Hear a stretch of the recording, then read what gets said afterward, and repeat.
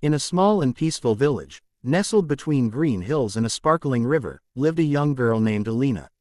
She was admired for her soft eyes, long hair, and delicate smile, but she carried a habit that made her the subject of endless gossip. She was painfully lazy. While other children woke up early at dawn, when the first rays of the sun kissed the rooftops, Alina remained tangled in her blanket, refusing to move an inch. The roosters crowed, the bells in the temple rang, and the chatter of villagers filled the air, yet Alina's home always seemed silent. She was still sleeping, dreaming away as if the world outside did not exist. Her mother, a hard-working woman, tried endlessly to change her daughter's ways. Every morning she would call, "Alina, get up. The day is waiting. Look how the other girls are already helping their families." But Alina would roll over and mumble, "Just a little longer, Mama. The sun is too hot, the work too tiring. Why should I rush? Life is long." Her mother would sigh and shake her head. The neighbors, too, noticed her laziness. They saw their daughters carrying pots of water, sweeping courtyards, and learning household chores, while Alina strolled lazily in the afternoons, yawning and stretching as if she had just carried the world on her shoulders. "Such beauty wasted," the old women whispered among themselves. "A girl must learn to work, or she will never survive in this life." Alina, however, ignored every word. She enjoyed lying under shady trees, listening to the wind, and dreaming of a life where she never had to lift a finger. When her friends played in the fields or learned new skills, Alina mocked them. "Why struggle so much? Rest is the sweetest gift," she would say with a laugh. At night, her mother often sat beside her, trying to explain the truth of life. "My child, laziness might feel easy today, but one day you will need to know how to care for yourself. What will happen when no one is there to help you?" Alina would smile and reply, "Mama, why worry so much? People will always share with me. You worry too much about tomorrow." But in the quiet corners of her heart, even Alina sometimes wondered if her ways were right. She noticed how the villagers praised hard-working children, how her friends were trusted with small responsibilities, and how her mother looked so tired while she remained carefree. Still, the temptation of comfort always pulled her back into her old ways. Thus, the days passed. The sun rose and set, seasons changed, and the little village continued its rhythm of hard work and survival. And there, in the middle of it all, was Alina, the girl who loved sleeping more than anything else, unaware that fate was preparing a harsh lesson to awaken her from her dreams. The summer that followed was unlike any the village had ever seen. At first, the villagers thought the skies were merely teasing them, for a few days without rain was nothing unusual. But soon, weeks passed, then months, and the bright blue sky turned into a cruel blanket of heat. The river that once danced with silver ripples shrank into a trickle, the ponds dried up, and the fields, once lush with golden crops, cracked open like broken clay. The earth seemed thirsty, begging for even a single drop of water. The villagers, strong and hard-working people, refused to surrender to despair. Men rose earlier than ever to dig deeper wells, hoping to reach hidden streams underground. Women walked miles to fetch jars of water from faraway springs, their feet blistered but their will unbroken. Children helped their parents gather dry firewood and guard what little food was left in storage. Every family tightened their belts, eating smaller portions, saving every grain, and sharing what they could only with the weakest, the old, the sick, and the very young. But in the midst of this struggle, there was Alina, still caught in her web of laziness. Even as the sun burned fiercely and neighbors worked with sweat dripping down their faces, she preferred to sit in the shade of her house, fanning herself with palm leaves, and waiting for someone to offer her food. Her mother begged her to help. "Child, if you do not work, we will not survive. Come, fetch water with me. Come, gather firewood." But Alina would pout and reply, "It's too hot, Mama. I cannot carry heavy things. Others will help us. Why must I suffer?" In the early days of the drought, some neighbors pitied her. They handed her a slice of bread, a bowl of porridge, or a handful of berries, whispering, "Poor girl, she does not know how to work." But as time dragged on and hunger grew sharper, no one could afford to give away even the smallest portion. Soon, Alina's requests were met with silence. Mothers turned their faces away, fathers shook their heads, and children clutched their food tightly, unwilling to share.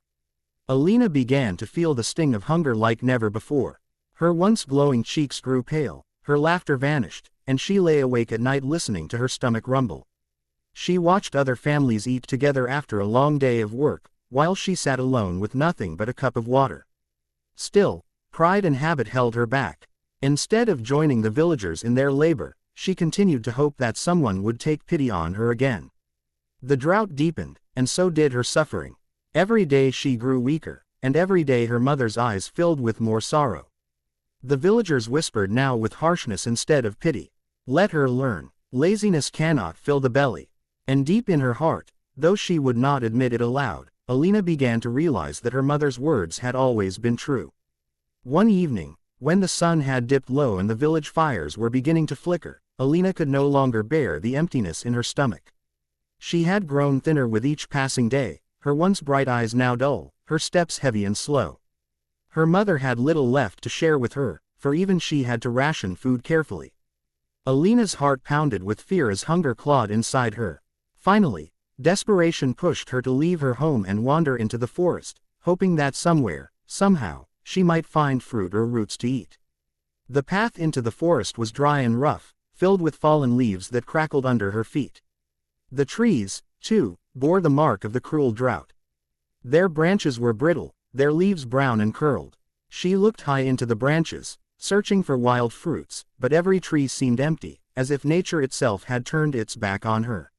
Still, she stumbled deeper into the woods, her mind repeating the same thought.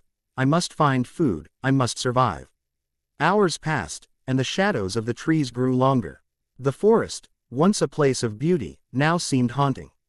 Alina's legs trembled, her lips cracked, and beads of sweat rolled down her face.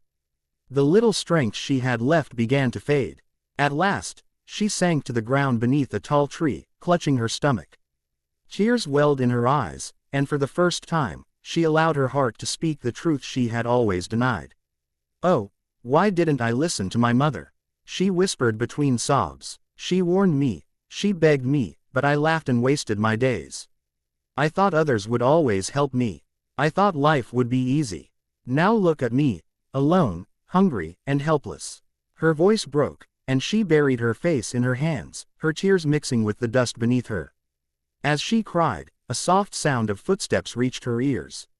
Alina lifted her head, startled, and saw an old woman standing a few steps away. Her hair was silver, her face wrinkled with age, yet her eyes shone with a strange kindness. Draped in a simple cloak, she carried a wooden staff and seemed to glow faintly in the fading light. Child, the woman said gently, her voice calm like a cool breeze, why do you weep here in the forest? Alina, too tired to hide her shame, poured out her story. She spoke of her laziness, how she had wasted her days, how the drought had left her with nothing, and how she was now starving.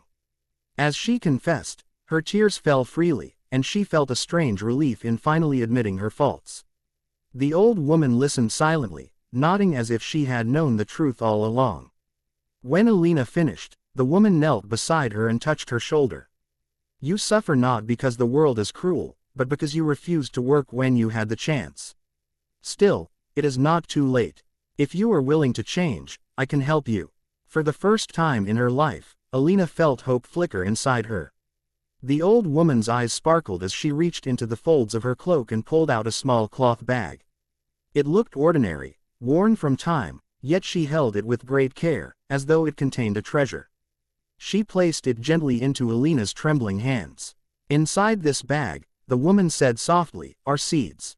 They are not ordinary seeds. They will give you food and strength, but only if you learn to care for them yourself.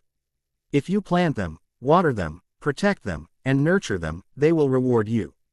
But if you sit idle and wait, they will remain lifeless in your palm.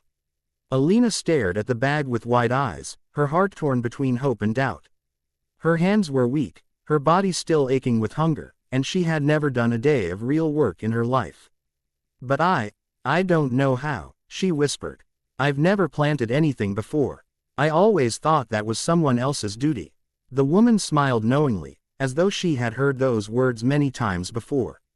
Every person must take responsibility for their own life, child. Laziness will never fill your stomach.